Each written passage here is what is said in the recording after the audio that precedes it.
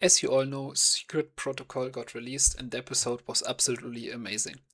But there are a few things that got my attention and that I want to talk about. This video contains spoilers, so if you haven't watched the episode yet, I would recommend to leave the video now. Secret Protocol was, in my opinion, the best episode from season 6 so far.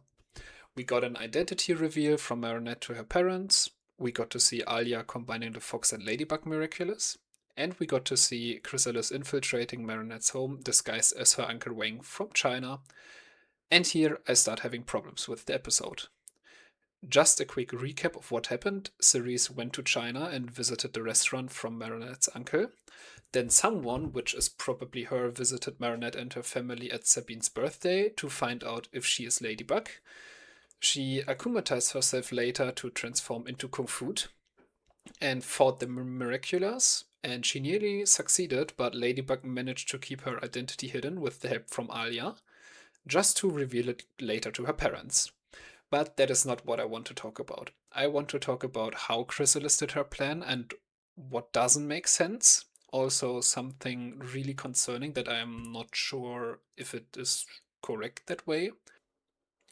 So, I will start with Chrysalis disguising herself as Marinette's uncle. What she most likely did was akumatizing herself, like we saw in the London special, to either her uncle directly or to Chameleon, and because of that, being able to shapeshift her figure. With the information from China, she was able to act similar to Uncle Wang and tried getting information from Marinette by changing her earrings, etc. Towards the end, she is then active as Kung Fu and got defeated, ending the fight by rejecting the Akuma. I see a problem here now, though.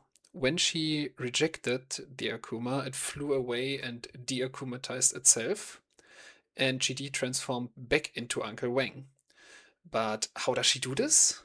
She is most likely akumatized as Uncle Wang or Chameleon, and de-akumatizes herself back, meaning she was somehow able to stack the akumas, or at least make the first akumatization last while having the other one active.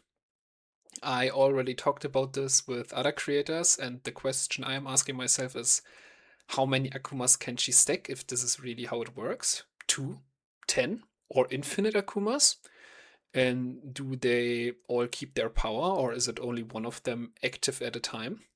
Because if she can keep the powers of every one of them, she could theoretically have all the powers she wants.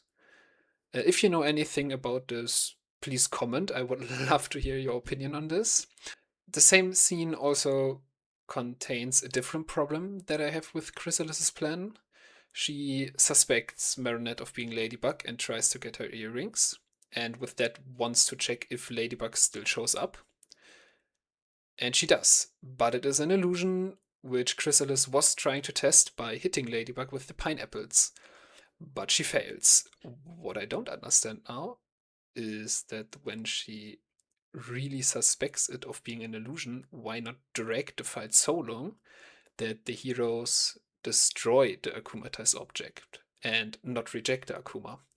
With that, Ladybug would be forced to purify it, which is simply not possible since she is an illusion.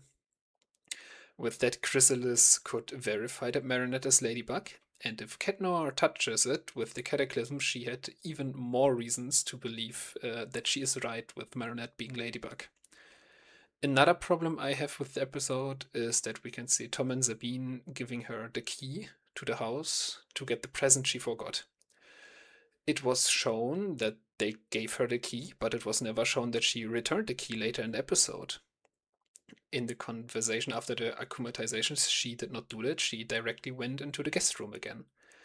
And later she left in the evening. So does she still have the key? And if yes, will she do something with it?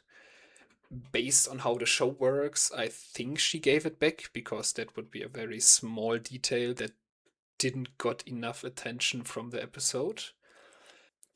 The last thing I wanted to talk about for today is the way she managed to get the second Akuma to akumatize her.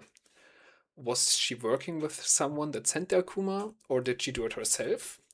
I think the most logical thing that she had the Akuma in the present, and went back to get it, and then akumatized herself with the Akuma in the present. We saw her do this with Chloe in Queen of the Dread Zone and with in Vampigami. So I am confident that she did it that way. How this worked is still confusing though, since as I said earlier, she somehow was able to stack the Akumas, which brings us to the earlier mentioned problems.